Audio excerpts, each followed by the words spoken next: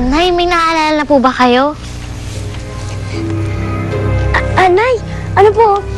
Yan po si tatay. Asawa niyo po siya dati. Kami naman po yung mga anak ng dalawa.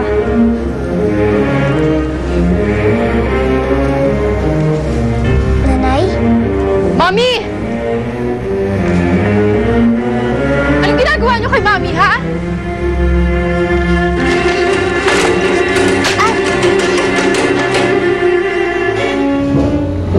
Isaac, nakaka-turn off ka naman. Naligo ka naman, di ba? Bakit nangangati ka pa? Kasi naman parang nararamdaman ko pa rin na gumagapang sa skins ko yung buwisit talaga yung daga na yun. Huwag kang mag-alala, mahal kong anak. Hindi na tayo maiisahan ng bubit na yon dahil sa dadali nating pusa sa kanya. Correctness! Espesyal yata ang pusa na iuuwi natin. Dahil, ito yata ang the best pet shop ng mga pusa. Bumili na nga tayo ng pusa. Ang dami-dami niyong satsat. Mga lekat kayo. Tinawag niyo ang pangalan ko?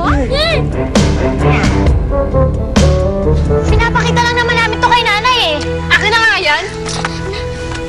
Hindi niyo to dapat pinapakita kay Mami kasi ginugulo niyo lang yung isip niya. Ani, balik mo nga sa amin yung scrapbook namin. Ito ba? Itong scrap. Ay, An! Pupunitin natin, An! Ito? Pupunitin! Pupunitin yan! Sa inyo! Ay, An!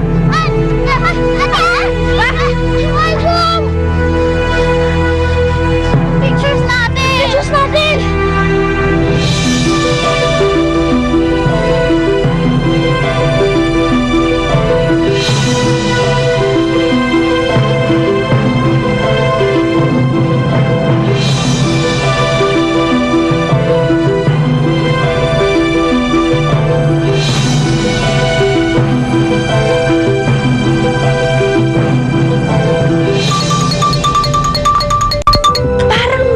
Iba dun sa mga kilos ng mga pusakals na yun eh. They're very, very suspicious. Mabuti pa bumalik na lang tayo sa pet shop na yon para magkaalaman tayo kung talagang kilala ng mga pusakals na yon sila Emily. Baka sila pa makapagturo sa atin kung nasan yung mga naiupak na batang yun. Di, gumagawa ng pancake si Nani yun. Oo nga, no?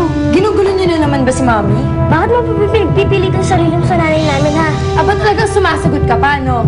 Totoo naman sinabi ng kuya ko Anak niya kami, hindi ikaw. Ganun. Sige yan. Hoy! Tumigil ka! Di ko man lamang